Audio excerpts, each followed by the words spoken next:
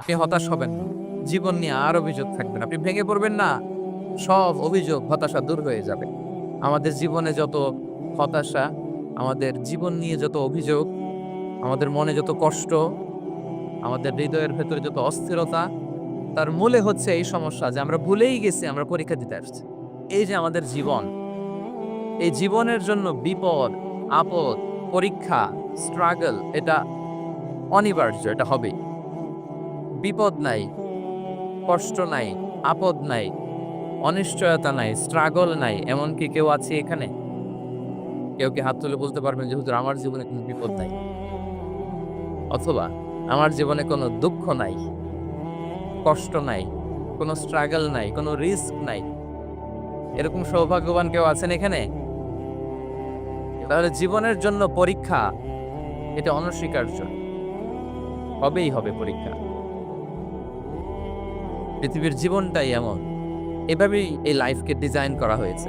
পরীক্ষা থাকবে, এখানে বিপদ থাকবে। এগুলো উত্তীর্ণ হয়ে আপনাকে যেতে হবে। চিরসুখ, চিরশান্তি এটাই পৃথিবীতে হয় না। চিরসুখ এবং চিরশান্তির জায়গা হচ্ছে জান্নাত। চিরসুখ এবং চিরশান্তি কোথায়? এটা জান্নাতের বৈশিষ্ট্য। চিরসুখ, চিরশান্তি, টেনশন নাই, ঝামেলা নাই, পরীক্ষা নাই, বিপদ নাই, রিস্ক নাই, স্ট্রাগল নাই। এটা হচ্ছে দ্য ফিচার্স অফ জান্নাত, জান্নাতের ফিচার। কিন্তু সমস্যা বাদে তখন যখন জান্নাতের ফিচার আমরা দুনিয়ায় খুঁজি। যেটা পাবো আমরা জান্নাতে, এটা খুঁজি কোথায়? এই তখনই সমস্যা বাধে। And this is the main problem. এটাই বড় সমস্যা। এই সমস্যার সমাধান কোথায়? এটা নিয়ে আজকে আমি কিছু কথা অ্যাড্রেস করবেন ইনশাআল্লাহ। তো তাহলে আসুন শুনি জান্নাতের ফিচার কি। জান্নাতের কমন একটা ফিচার হচ্ছে জান্নাতে there will be no sickness in paradise. জান্নাতে কোনো অসুস্থতা থাকবে না, চিরসুস্থ। সুবহানাল্লাহ পড়েন। চিরসুস্থ, চিরসবল। কেউ অসুস্থ হবে না জান্নাতে। জান্নাত হবে অ্যান্টি এইজিং। জান্নাতে বয়স বাড়বে না কারো। চিরযৌবনা, চিরযুবক, অ্যান্টি এজিং। আপনারা জানেন যে বর্তমান পৃথিবীতে অ্যান্টি এজিং ক্রিম পাওয়া যায় না? ক্রিম, কথা বুঝতেছেন? অ্যান্টি এজিং ক্রিম পাওয়া যায়। তারা বলে এই ক্রিম মাখলে চামড়ায় ভাঁজ পড়ে না। এটার দাম দাম আছে কিন্তু অনেক। অ্যান্টি এজিং ক্রিম লাগায়, শ্যাম্পু ইউজ করে, অ্যান্টি এজিং অয়েল আছে, এটা দিলে নাকি চামড়ায় ভাঁজ পড়ে।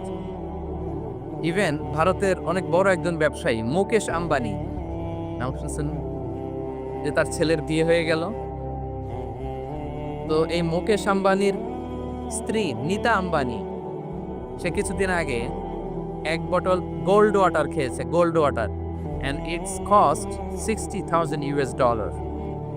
$60,000 দাম এক বোতল গোল্ড ওয়াটারে। কেন? ফর অ্যান্টি এজিং, যাতে বয়সের ছাপ গালে না আপনাকে। এখন বলেন, এভাবে কি আমাদের বয়সকে ধরে রাখা সম্ভব এই পৃথিবীতে? সম্ভব না। কারণ এই ফিচারটা দুনিয়ার ফিচার না, এটা জান্নাতের ফিচার। সুবহানাল্লাহ পড়েন। তাহলে জান্নাতে কেউ অসুস্থ হবে না। জান্নাত হবে চির যৌবন, চির যৌবনা। ওখানে আমরা যুবক থাকব। প্রত্যেকে 33 বছরের যুবক যুবতী হয়ে জান্নাতে ঢুকবো। বিষ্ণু ইসলাম বলেন, আহলুল জান্নাতি জুরদা ওয়া মুরদা ওয়া আবনাউ সালাসিন ওয়া সালাসিন। জান্নাতে যারা যাবে শুভ্র, দাড়িবিহীন, প্রত্যেকে হবে 33 বছর বয়সের। ওই যে 33 বছর বয়সে একবার ঢুকলেন আর বয়স বাড়বে না, ওইটাই চিরকাল ওই বয়স পাবে। জান্নাতের আরেকটা ফিচার হচ্ছে নো ফ্রাস্ট্রেশন, কোনো চিন্তা নাই, দুশ্চিন্তা নাই, হাইপার টেনশন নাই, সজীব, প্রাণবন্ত। সুবহানাল্লাহ। জান্নাতের আরেকটা ফিচার হচ্ছে there is no expiry date in Jannat. Expiry date আছে? জান্নাতে যে ঢুকবো 7 দিনের জন্য চেক ইন নাকি? চেক ইন কয় দিনের জন্য? 7 দিন, 10 দিন পরে চেক আউট করে ফেলবে এরকম? No expiry date. আজীবন একবার এন্ট্রি পেলে বের হওয়া টেনশন নাই। আল্লাহু আকবার। তাহলে no expiry date, rather it's eternally. আজীবন থাকবেন, খালিদিনা ফিহা, চিরকাল থাকবেন। এবং জান্নাতের সবচেয়ে গুরুত্বপূর্ণ ফিচার হচ্ছে there will be no death in Jannat. জান্নাতে আপনার আর মৃত্যু হবে, মৃত্যুর বিদায় হবে। তার মানে আপনি অমর হবেন। তাহলে আপনি চির সুস্থ, চির সবল হবেন জান্নাতে, চির যুবক থাকবেন, প্রাণবন্ত থাকবেন, আপনি অমর হবেন, আপনি জান্নাতে মরবেন না। জান্নাতীরা যখন জান্নাতে যাবে ফেরেশতারা ডেকে বলবে, ইয়া আহলাল জান্নাতে ইন্না লাকুম আন তাসিফু ফালা তাসকামু আবাদা। জান্নাতীরা চিরকাল সুস্থ থাকবা, অসুস্থ হবা। ইন্না লাকুম আন তাশিব্বু ফালা তাহরামু আবাদা। তোমরা শাবাব থাকবা, বুড়া হবা না। ওয়া ইন্না লাকুম আন তাহিয়াউ ফালা তামুতু আবাদা। চিরকাল বেঁচে থাকবা, মরবা না। এবং সেদিন জান্নাতে মৃত্যু দেয়া হবে, মৃত্যু দেয়া হবে। ইউতাল মাউতু বিকাবশিন আমলাহ। একটা ছাগলের আকৃতিতে মৃত্যুকে আনা হবে। ফায়ুযবাকুল মাউত, মৃত্যুকে জবাই দেয়া হবে। এবার জান্নাতীরা তাকিয়ে থাকবে, ফেরেশতারা বলবে, ইয়া আহলাল জান্নাতি খুলুদুন ফালা মাউত। এ জান্নাতীরা চিরকাল এই জান্নাতে থাকবে। তাহলে জান্নাতের ফিচার পাইছেন? এখন কোন বোকা যদি এই ফিচার দুনিয়ায় খোঁজে, পাবে? পাবে না, কারণ দুনিয়ার ফিচার আলাদা। দুনিয়ার ফিচার কি?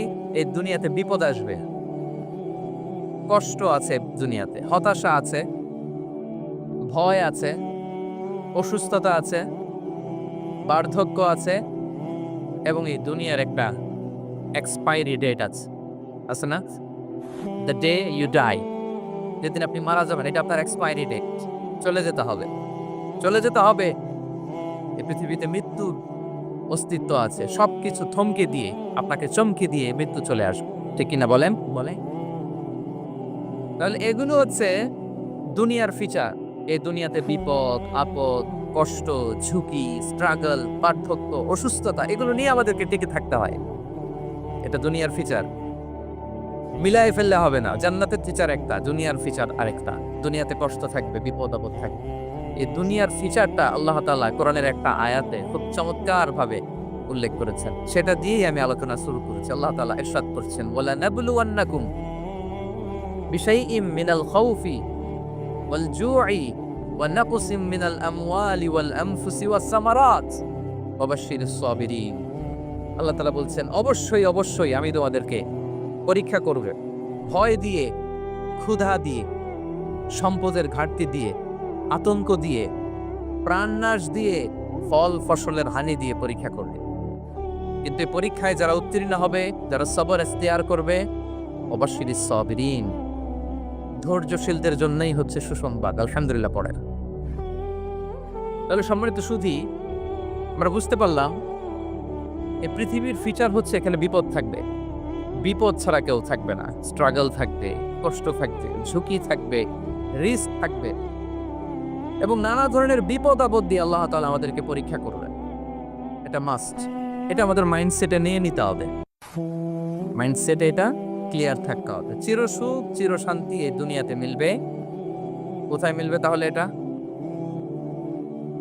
তাহলে বিপদ আসবেই, আপদ আসবেই, পরীক্ষা থাকবেই আমাদের জীবন। তবে ইন্টারেস্টিংলি মজার বিষয় হচ্ছে, পরীক্ষাটা এক একজনের এক এক রকম। পুরো পৃথিবীটা একটা পরীক্ষা ক্ষেত্র, কিন্তু কারো প্রশ্নপত্রের সাথে কারো প্রশ্নপত্রের কোনো মিল নাই। সুবহানাল্লাহ। আমার পরীক্ষা একরকম, আপনার পরীক্ষা আরেক রকম, ওই ভাইয়ের পরীক্ষা আরেক রকম, ওনারটা আরেক রকম। সবাই পরীক্ষার্থী, কিন্তু কারো প্রশ্নপত্রের সাথে কারো প্রশ্নপত্রের কোনো মিল নাই। কারো জন্য পরীক্ষা হচ্ছে সে খুব অসুস্থ, প্রচন্ড অসুস্থতা, তার জন্য পরীক্ষা। ক্যান্সারের রোগী, দুরারোগ্য ব্যাধি, ডক্টর বলছে 4th স্টেজে চলে আসছে, কয়েক মাস বাঁচতে পারে, এটা তার জন্য পরীক্ষা। আবার কারো দেখবেন যে খুব একটা অসুস্থতা নাই, অসুস্থতার ঝামেলা নাই, কিন্তু তার দারিদ্রতা আছে, তার আর্থিক অনটন, এটা তার জন্য পরীক্ষা। আবার কারো দেখবেন অসুস্থতাও নাই, দারিদ্রতাও নাই, তার দাম্পত্য জীবনের সমস্যা আছে না নাই? অনেকের দেখবেন এগুলো কোনোটাই সমস্যা না, তার ছেলে কথা শোনে না, মাদকাসক্ত, মাদকাসক্ত, রিহ্যাবে পাঠায়, আবার আসে, আবার গাঁজা খাওয়া শুরু করে, আছে না নাই বলেন? দেখেন তার পরীক্ষাটা আবার আলাদা। অনেকের দেখবেন মেয়ে বাবার কথা শোনে না। আবার অনেকের দেখবেন যে ব্যবসায় সমস্যা, লসের পর লস, লাভ উঠাতে পারে না। তাহলে পরীক্ষা ছাড়া, বিপদ আপদ ছাড়া এই দুনিয়াতে কেউ নাই, কেউ নাই প্রিয় ভাইরা। এটা আমাদের মাথায় রাখতে হবে। পরীক্ষা আপনাকে দিতেই হবে, পরীক্ষা দিয়ে দিয়ে নিজেকে প্রমাণ করতে হবে। আর এক একজনের পরীক্ষাটা এক এক রকম, কারো পরীক্ষার সাথে কারো পরীক্ষার কোনো মিল থাকবে না। তো মাঝে মাঝে আমরা এটা ভুলে যাই। আল্লাহ তাআলা কালামে পাকে রিমাইন্ডার দিয়ে আমাদেরকে স্মরণ করিয়ে দিতে চান যে এই পৃথিবীতে আসলে তোমরা এসেছো পরীক্ষা দিতে। এটাই জীবনের বড় বাস্তবতা। আমাদের জীবনে যত হতাশা, আমাদের জীবন নিয়ে যত অভিযোগ, আমাদের মনে যত কষ্ট, আমাদের হৃদয়ের ভেতরে যত অস্থিরতা, তার মূলে হচ্ছে এই সমস্যা যে আমরা ভুলেই গেছি আমরা পরীক্ষা দিতে আসছি। এটা যদি ভুলে না যান, এটা যদি আপনার মাইন্ডসেটে থাকে যে পুরো জীবনটা একটা পরীক্ষা, তাহলে দেখবেন কোনো কিছু আপনাকে কাবু করতে পারবে না। আপনি হতাশ হবেন, জীবন নিয়ে আর অভিযোগ থাকবেন, আপনি ভেঙে পড়বেন না, সব অভিযোগ হতাশা দূর হয়ে যাবে। তারপরে বুঝতে পারলাম পরীক্ষা আপনাকে দিতেই হবে। পরীক্ষা দেয়া ছাড়া এই পৃথিবী থেকে চলে যাওয়ার কোনো চান্স বা সুযোগ আমাদের কারো নেই। সূরাতুল আনকাবুতে আল্লাহ তাআলা এই কথাটা আরো চমৎকার ভাবে বলেছেন। আল্লাহ তাআলা ইরশাদ করেছেন, আহাসিবান নাসু আইয়াতরাকু আইয়াকুলু আমান্না ওয়া হুম লা ইফতানুন ওয়ালাকাদ ফাতান্নাল্লাযীনা মিন ক্বাবলিহিম ফালা ইয়া'লামান্নাল্লাহুল্লাযীনা সাদাকু ওয়া লা ইয়া'লামান্নাল কাযিবিন। আল্লাহ বলেন, মানুষ কি ভেবেছে সে শুধু বলবে আমি ঈমানদার আর তাকে আমি জান্নাতে ঢুকাই দিব? না, কখনো না, কোশ্চিনকালেও না। বরং পূর্ববর্তীকালে যারা পৃথিবীতে এসেছিল তাদেরকে আমি পরীক্ষায় নিয়েছি, পরীক্ষা করেছি, এবং তাকেও ঈমানের প্রশ্নে সে সত্যবাদী মানে মিথ্যাবাদী পরীক্ষা দিয়ে দিয়ে নিজেকে প্রমাণ করতে হবে। ঠিক কিনা বলেন? পরীক্ষা দিয়ে আপনাকে প্রমাণ করতে হবে। এবং এই পরীক্ষার ব্যাপারটা এটা যে শুধু আমরা সাধারণ মানুষ, আমাদের জীবনে দুঃখ বিপদ পরীক্ষা এমন কারণ এই পৃথিবীর সবচেয়ে শ্রেষ্ঠ মানুষ যারা ছিলেন তাদেরকে আল্লাহ পরীক্ষা নিয়েছেন।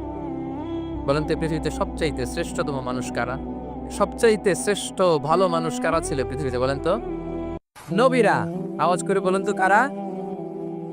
তো বলেন তো নবীদের জীবনে পরীক্ষা ছিল কি ছিল না? হ্যাঁ ছিল। বেশি না কম? বিষ্ণু ইসলামকে জিজ্ঞাসা করা হলো, আইয়ুন নাসি আসাদ্দু বালাআন ইয়া রাসূলুল্লাহ, হে আল্লাহর রাসূল এই পৃথিবীতে কাদের জীবনে পরীক্ষা বেশি? বিষ্ণু ইসলাম বললেন, আল আম্বিয়া, নবীদের জীবন। আল আম্বিয়া সুম্মাল আমসাল ফাল আমসাল, সবচাইতে জীবনে পরীক্ষার সম্মুখীন সবচাইতে বেশি হয়েছেন নবীরা।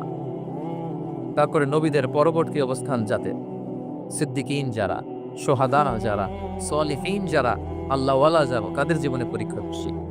ইউবতালার রাজুলু আলা হাসাবি দীনি, ব্যক্তির দিনদারি যত বেশি তার জীবনে আল্লাহর পরীক্ষাও তত বেশি। আপনি আল্লাহওয়ালা হবেন, আপনার জীবনে পরীক্ষাও অনেক বেশি। এজন্য ইমানদার হওয়া যেমনি মর্যাদার, ইমানদারের জীবনে পরীক্ষাও হবে অনেক বেশি। এবং পরীক্ষা যত বড়, খেয়াল রাখতে হবে, মন খারাপ করার কোনো সুযোগ নেই। পরীক্ষা যার জীবনে যত বড়, সেটাতে সফল হতে পারলে ওটার প্রতিদানও বড় দেব। পরীক্ষা যত বড়, এটাতে সাকসেস হতে পারলে এটার রিওয়ার্ডও তত বড়। বিষ্ণু ইসলাম বলেন, ইযামুল জাযাই মা ইযামিল বালা, বালা যত বড় জাযাও তত বড়, প্রতিদানও তত বড়। কারণ নবীদের জীবনে যদি খেয়াল করেন দেখবেন যেই নবীর জীবনে পরীক্ষা যত বেশি সেই নবীর জীবনে সফলতাও তত বেশি। সাইয়েদানা ইব্রাহিম আলাইহিস সালামের কথাটা একটু খেয়াল করেন তো, বলেন তো ওনার জীবনে পরীক্ষা কেমন ছিল, বেশি না কম? ওনার জীবনের পরীক্ষা থেকেই তো আমরা এই শব্দটা ব্যবহার করি, আমরা বলি অগ্নি পরীক্ষা। কি বলি? মানে আগুনে নিক্ষেপ করা হয়েছে সাইয়েদানা ইব্রাহিম আলাইহিস সালামকে। তাও স্বাভাবিকভাবে না, উলঙ্গ করে, নেকেট করে ওনাকে অপমানিত করবার জন্য ওনার গায়ের জামা কাপড় খুলে উলঙ্গ অবস্থায় আল্লাহর খলিল সাইয়েদানা ইব্রাহিম আলাইহিস সালামকে অগ্নিকুণ্ডে নিক্ষেপ করা হয়েছে। এরকম এক্সপেরিয়েন্স এই অডিটোরিয়ামের ভেতরে আমাদের কখনো হয়েছে? তাহলে সাধারণ মানুষের জীবনের পরীক্ষা আর নবীদের জীবনের পরীক্ষার মধ্যে পার্থক্য আছে না নাই? ওই পরীক্ষায় উনি পাশ করে ফেললেন। ৮৬ বছর পর্যন্ত আল্লাহর কাছে দোয়া করলেন, আল্লাহ আমাকে একটা নেককার সন্তান দাও। আল্লাহ সন্তান দেয় না। ৮৬ বছর পরে আল্লাহ তাআলা সাইয়েদানা ইব্রাহিম আলাইহিস সালাম এবং হাজারের ঘরকে উজালা করে সন্তান দিলেন। সাইয়েদনা ইসমাঈল আলাইহিস সালাম পৃথিবীতে আসলেন। কত বছর বয়সে? ৮৬ বছর বয়সের এখানে কেউ আছেন? হ্যাঁ? আছি আমরা কেউ? নাই। ৮৬ বছর বয়সে প্রথম সন্তান পেয়েছে। তাদের ঘরকে উজালা করে আল্লাহর নবী সাইয়েদনা ইসমাঈল আলাইহিস সালাম আসলেন। এবার আল্লাহ বললেন, যাও স্ত্রীকে আর এই কলিজার টুকরার সন্তানকে থাকো তো প্যালেস্টাইনে। প্যালেস্টাইন থেকে ১,৫০০ কিলোমিটার দূর দ্য ব্যারেন ল্যান্ড, ওই মক্কার ধুধু মরু প্রান্তরে রেখে আস, যেখানে কেউ নাই, মানুষ নাই, গাছ নাই, পাখি নাই, পানি নাই, যাও রেখে আস। আচ্ছা বলেন তো, ৮৬ বছর পরে যে লোকটা সন্তান পেল, বুঝেশুন উত্তর দিয়েন, ৮৬ বছর পরে যে লোকটাকে আল্লাহ তাআলা সন্তান দিল, তার হৃদয়ে ওই সন্তানের জন্য মায়া বেশি না কম? এমনি তো আমাদের প্রথম সন্তানের হিস্ট্রিটা একটু খেয়াল করেন তো। প্রথম আমাদের যে মেয়ে হয়েছিল বা যাদের ছেলে হয়েছিল, তার প্রতি আদর, সোহাগ, দরদ, ভালোবাসা, আল্লাহ কত ছিল। ৮৬ বছর বয়স আল্লাহ তাআলা ওনাকে সন্তান দিলেন, দিয়ে বললেন যাও হাজারকে আর ইসমাঈলকে মক্কার ধুধুমরু প্রান্তরে রেখে আস। আল্লাহ তাআলা বলতে দেরি, চলে যেতে দেরি নাই, মুহূর্তে রওনা হয়ে গেল। সুবহানাল্লাহ বলবেন না? রেখে আসলেন মক্কার ধুধুমরু প্রান্তরে। এবার আল্লাহ বললেন, যাও রিটার্ন ব্যাক টু প্যালেস্টাইন, প্যালেস্টাইনে চলে যাও। চলে গেল, হৃদয়টা ভেঙে খান খান। অনেক বছর পরে আল্লাহ তাআলা আবার অনুমতি দিলেন, যাও এবার ছেলেকে রেখে আসতে পারো, যাও প্যালেস্টাইন থেকে আবার মক্কায় যাও। সাইয়েদনা ইব্রাহিম আলাইহিস সালাম প্যালেস্টাইন থেকে আবার ১,৫০০ কিলোমিটার পথ পাড়ি দিয়ে, এখনকার মতো ফ্লাইটে যায় না, গাড়িতেও না, উটে কিসে করে। উনি যে কতবার মক্কা থেকে ফিলিস্তিন এসেছেন আর গিয়েছেন, ইয়ত্তা নেই। গেলেন, এবার ছেলেটা হাঁটতে পারে, দৌড়াতে পারে, একটু একটু কথা বলতে পারে, আব্বা আব্বু ডাকতে পারে। কেমন মায়া লাগে বলেন তো? মায়া ভালোবাসায় যখন টইটম্বুর, ঠিক ওই মুহূর্তে আল্লাহ বলেন ছেলেকে জবাই করো, জবাই করো ছেলে। আল্লাহ তাআলা বলতে দেরি করেছেন, আল্লাহর আদেশ পালনে ১ সেকেন্ডও তিনি দেরি করেন নাই। ছুরি চালালেন, জান্নাত থেকে দুম্বা নিয়ে আসা হয়। এভাবে আল্লাহর নবী ইব্রাহিম আলাইহিস সালাম ওনার জীবনের প্রতিটি ক্ষেত্রে যেখানে আল্লাহ তাআলা ওনাকে পরীক্ষা নিয়েছেন, উত্তীর্ণ হয়েছেন। এবং দেখেন ওনাকে আল্লাহ তাআলা কি উপহার দিলেন, আল্লাহ তাআলা ওনাকে খলিলুল্লাহ উপাধি দিলেন, আল্লাহর বন্ধু। সুবহানাল্লাহ বলে। আল্লাহ তাআলা বলছেন, ওয়া ইযিবতালা ইব্রাহিমা রাব্বুহু বিকালিমাতিন ফাআতাম্মাহুন ক্বালা ইন্নী জাঈলুকা লিন-নাসি ইমামা। আল্লাহ অনেকগুলো পরীক্ষা নিয়েছিলেন সাইয়েদনা ইব্রাহিম আলাইহিস সালাম, প্রতিটা পরীক্ষায় সাকসেসফুলি পাস করেছেন, গোল্ডেন এ প্লাস। আল্লাহ বলেন, ইন্নী জাঈলুকা লিন-নাসি ইমামা, I'm gonna make you the leader for the entire human being. I'm gonna appoint you as a leader for the entire universe. গোটা বিশ্বের জন্য, গোটা মানবতার জন্য আমি তোমাকে লিডার বানিয়ে দিলাম। ইযমুল জাযাই মা ইযমিল বালা। পরীক্ষা যত বড়, ওই পরীক্ষায় পাস করলে ওইটা ফলাফল ও প্রতিদানও বড়। তাহলে দেখেন প্রিয় ভাইয়েরা, সাইয়েদনা ইব্রাহিম আলাইহিস সালামের জীবনে পরীক্ষার কোনো শেষ ছিল না। আমি আপনি কোথায়? আল্লাহর খলিলের জীবনে যদি এত পরীক্ষা থাকতে পারে, আমি আপনি কোথায় বলেন তো? এবার বলেন, সাইয়েদনা মূসা আলাইহিস সালাম, ওনার জীবনে তো কোনো পরীক্ষার ছিল না। গুণে শেষ করতে পারবেন? জন্মটাই তো হয়েছে পরীক্ষার মধ্য দিয়ে। মিশরের ছেলে সন্তান হইলে ফেরাউন বলছে জবাই করো। ওনার মা এরকম সিন্ধুকে করে ভাসায় দিলেন নীল নদীতে। আল্লাহু আকবার! কি একটা রোমাঞ্চকর পরিস্থিতির মধ্য দিয়ে আল্লাহ তাআলা ওনাকে বাঁচালেন।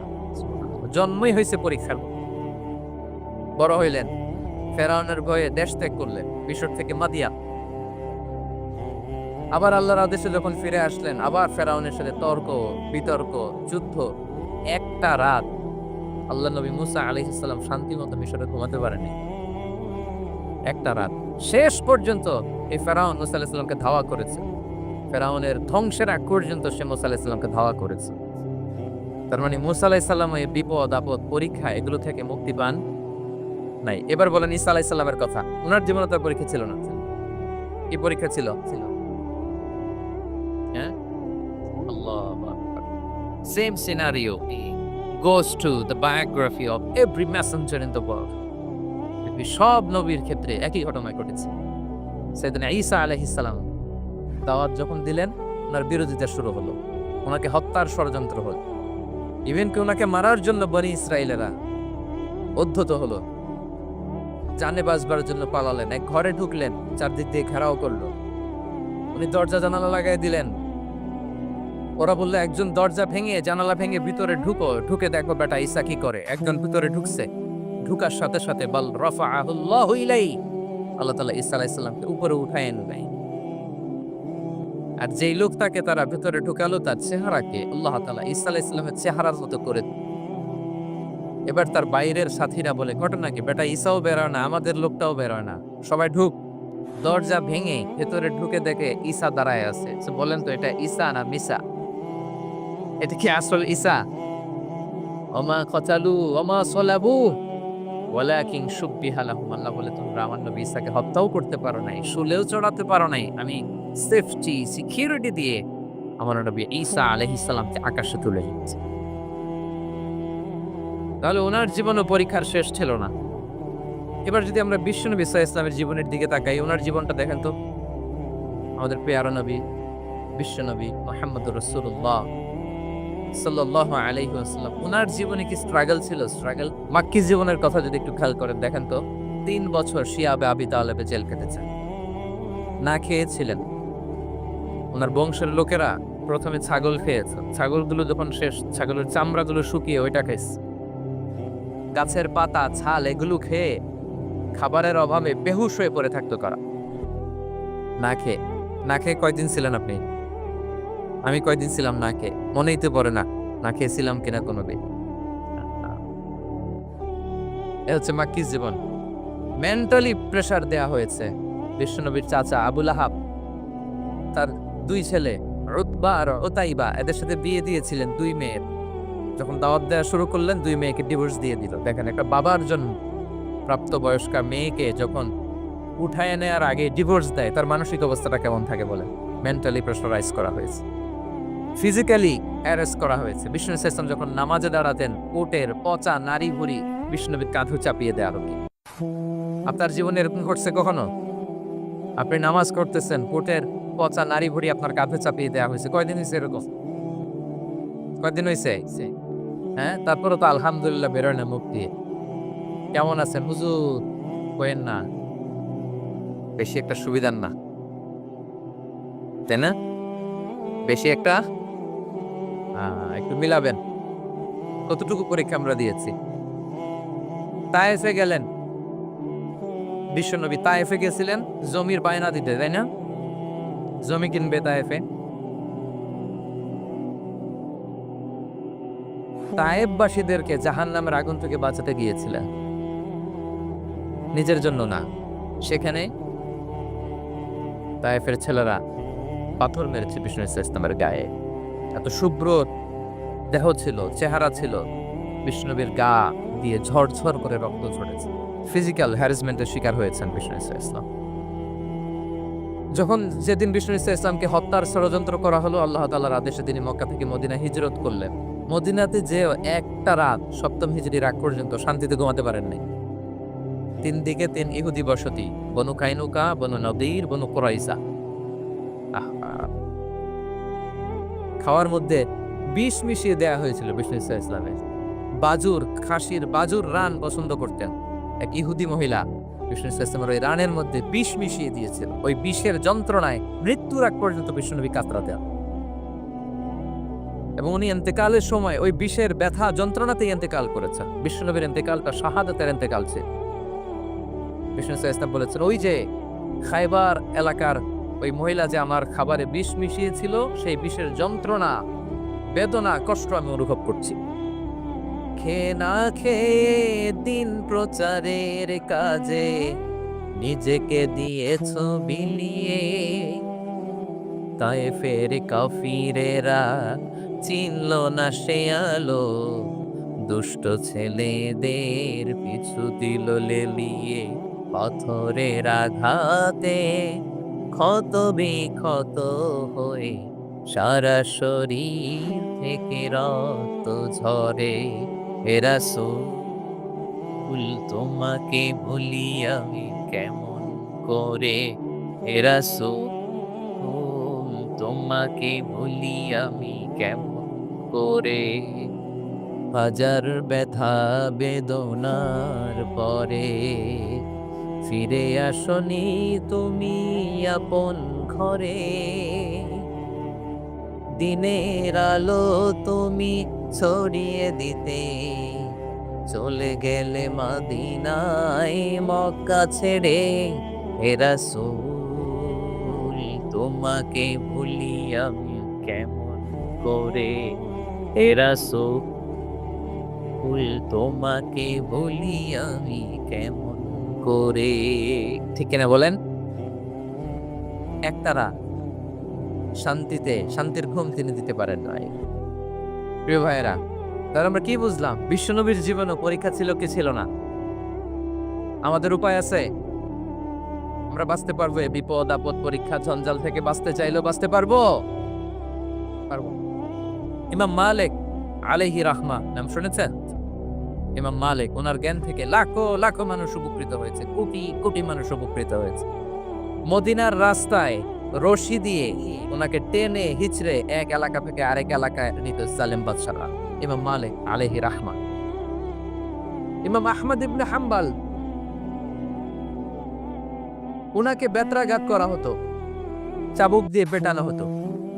আমাদের মাযহাবের ইমাম আল ইমাম আল আযম আবু হানিফা আলাইহি রাহমা, ওনাকে কারাবন্দী করা হয়েছে।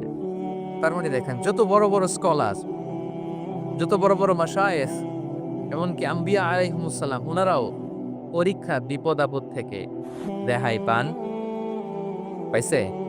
তাহলে আপনি আর আমি পাবো? বলেন তো।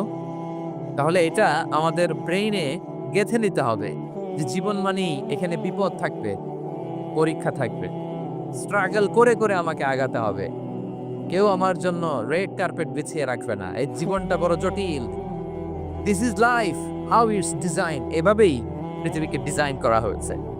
এখানে বিপদ আছে, কষ্ট আছে। এই পরীক্ষা দিয়ে দিয়ে আপনাকে উত্তীর্ণ হতে হবে। বুঝতে পেরেছেন প্রিয় ভাইয়েরা? নাও দ্য কোশ্চেন আরাইজ, এখন প্রশ্ন হচ্ছে, কেন আল্লাহ এই পরীক্ষা নেন? কেন? আল্লাহ তাআলা সূরা মুলকে বলেছেন, এই পৃথিবী সাজানোর, এই জীবন মৃত্যুর এই খেলা, এর উদ্দেশ্যটাকে আল্লাহ তাআলা স্পষ্ট করে বলেছেন। আল্লাযী খালাকাল মাউতা ওয়াল হায়াতা লিয়াবলুয়াকুম আইয়ুকুম আহসানু আমালা। জীবন মৃত্যু দিয়ে তোমাদের জীবনকে সাজানো হয়েছে এজন্য, যাতে করে তিনি তোমাদের পরীক্ষা করতে পারেন। কি করতে পারেন? তোমাদের মধ্যে কে সৎকর্মে অগ্রগামী, কে কাজে ভালো, আমলে ভালো, এটা দেখার জন্য। বেসিকলি আল্লাহর দেখার প্রয়োজন নাই, আমাদেরকে দেখানোর জন্য এই পরীক্ষার আয়োজন। আমি ভালো করবো না খারাপ করবো এটা আল্লাহ জানে না? তো ওনার পরীক্ষা করা লাগে কেন? কথা বলেন। আমি জান্নাতি না জাহান্নামী এটা আল্লাহ জানেন না? বেসিকলি আমাদেরকে জানানোর জন্য এই পরীক্ষার আয়োজন। কাদেরকে জানানোর জন্য? মানে তুমি জেনে যাও তুমি জান্নাতি না জাহান্নামী। আমি ভালো করেই জানি